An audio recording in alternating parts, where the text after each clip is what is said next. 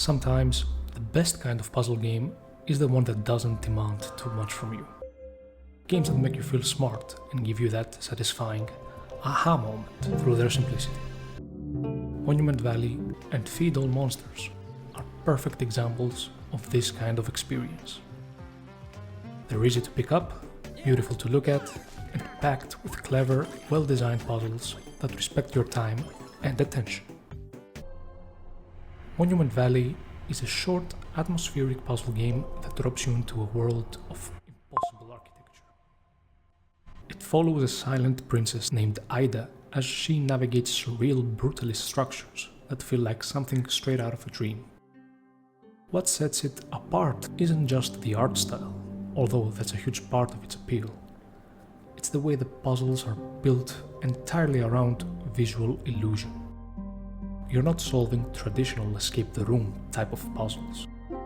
You're shifting entire buildings, rotating pathways, and making stairs appear out of thin air, all by playing with perspective. The world runs on dreamlike logic. A path only exists once it looks like it does. Its sequel, Monument Valley 2, builds on those same core mechanics, but adds more emotional depth and complexity. This time, you're guiding not just one, but two characters, a mother and her child, through these same impossible spaces.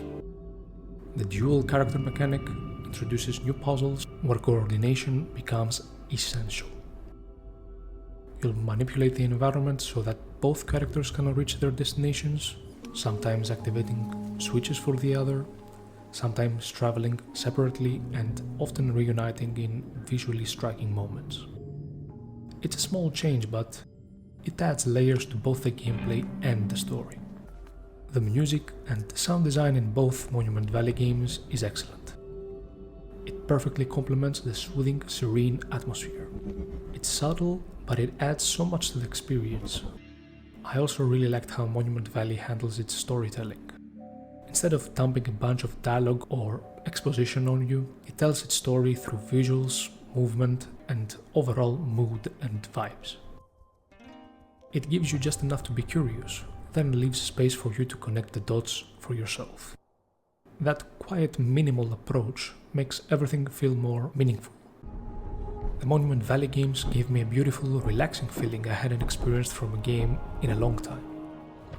At the time I first played them, they were actually two of the first more laid-back, casual games I'd ever tried, and ever since I haven't looked back.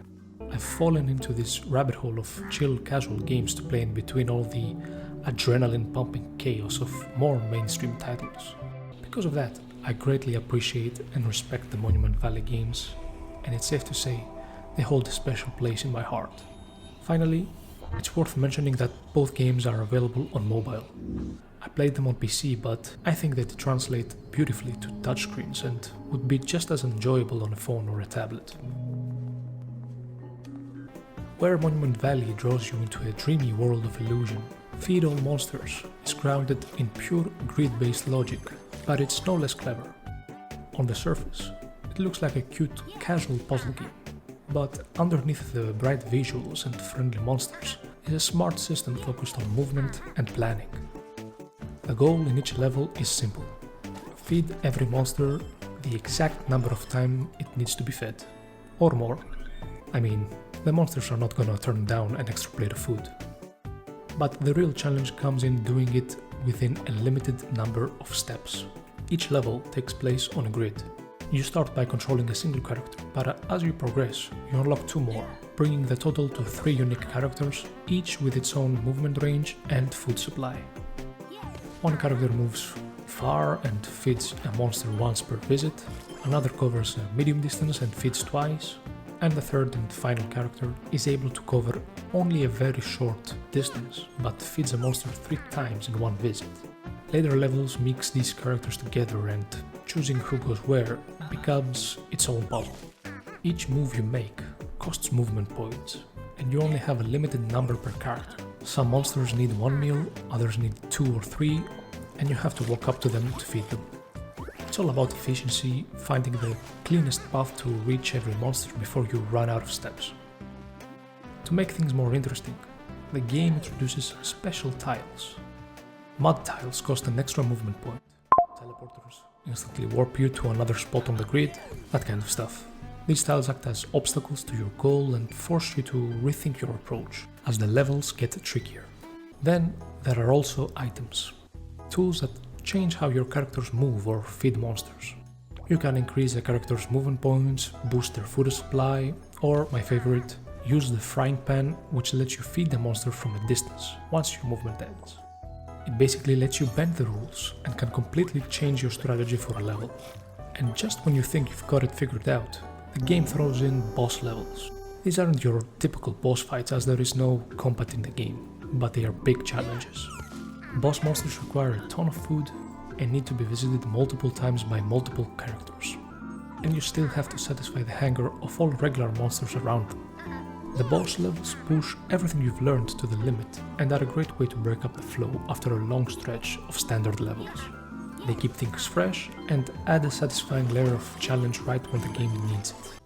What makes Feed All Monsters so satisfying is how intentional it all feels. Nothing is random, every mechanic is introduced clearly and the complexity ramps up smoothly.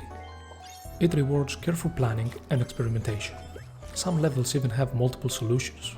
I managed to finish a few of them without using all the available items, which made me feel like I had outsmarted the system. It's also worth pointing out the hint system, which is incredibly well done. If you're stuck, you can get a hint, but it doesn't just hand you the answer. Instead, it tells you the starting tile of a random character.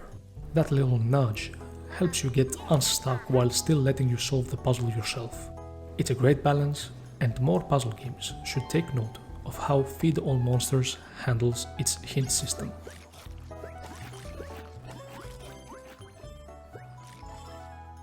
Both games, while very different in their look and mechanics, share a key strength: clarity. Monument Valley draws you in with visual poetry and teaches you to see the world differently.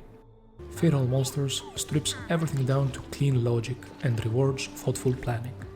Neither game wastes your time and both respect your intelligence.